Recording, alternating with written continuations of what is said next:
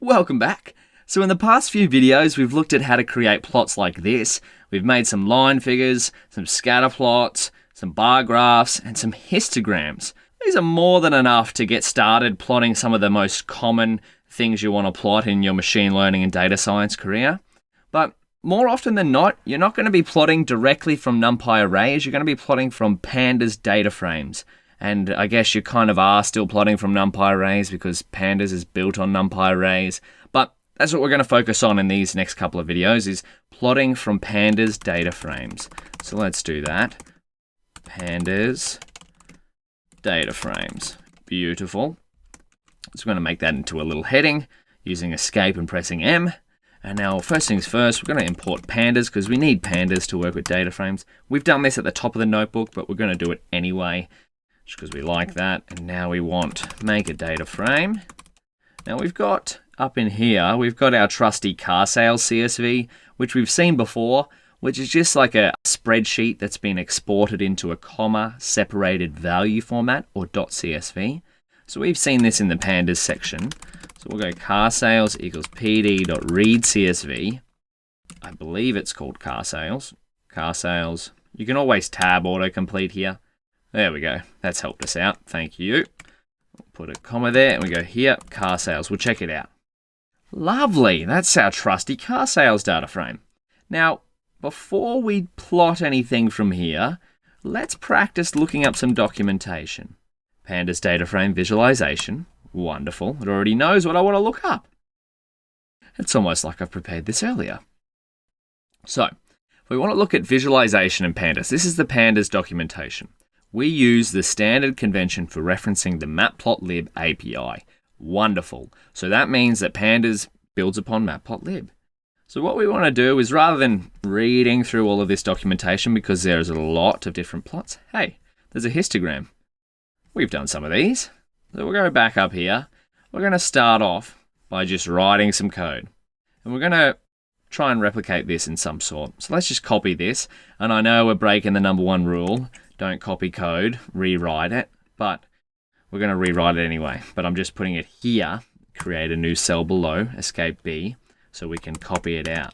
We don't have to keep going back and forth. You might see something in a Stack Overflow question or documentation, and you might just copy it straight from here, put it into your notebook, and then go, hey, I need this part, but I don't need this part, and just write out the parts that you actually need, right? But you never want to be just completely copying it. PD date range. This is a bit old, 2000, so we're going to upgrade it to where we are now. So 1/1/2020. Wonderful. A bit more closer to where we are now, actually.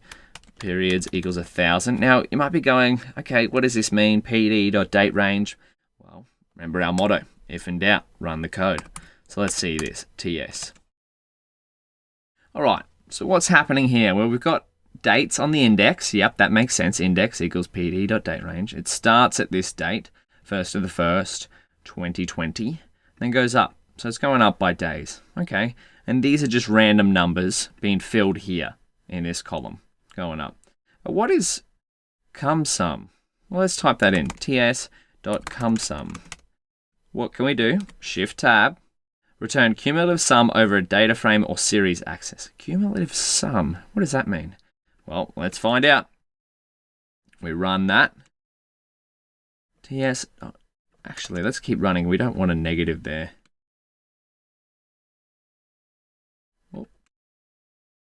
What is happening here? This should be adding up. Maybe we go here. TS. This is interesting. This should be adding. TS equals that. I know what cumulative sum does, and it doesn't seem to be doing it here. What it's supposed to be doing is adding this one to this one, and then adding that one to this one, and then adding this one to this one. Oh, that's why. TS equals TS. Ah, classic. Daniel just trying to get ahead of himself and run the code. My own motto's letting me down. Let's see what happens. Okay. We got something kind of similar to this, but again, remember it's always going to be different because we're using random.randn. Well, this is just demonstrating that when we call plot from a pd.series. We haven't done it from a data frame yet. It comes out as matplotlib.axes.subplots. So that's what we've seen before with this. So really, it's straight from a Pandas series. We might delete this cell because we don't need that anymore. But it's using Matplotlib. That's really handy to know. All right, now we've seen plotting straight from a series. Let's plot from our data frame. We got car sales, this is our data frame. We'll view it again. How about we make something similar to this, but using our car sales data? Yeah, maybe we get some dates and the sale price over time. We might add a little column to our data frame.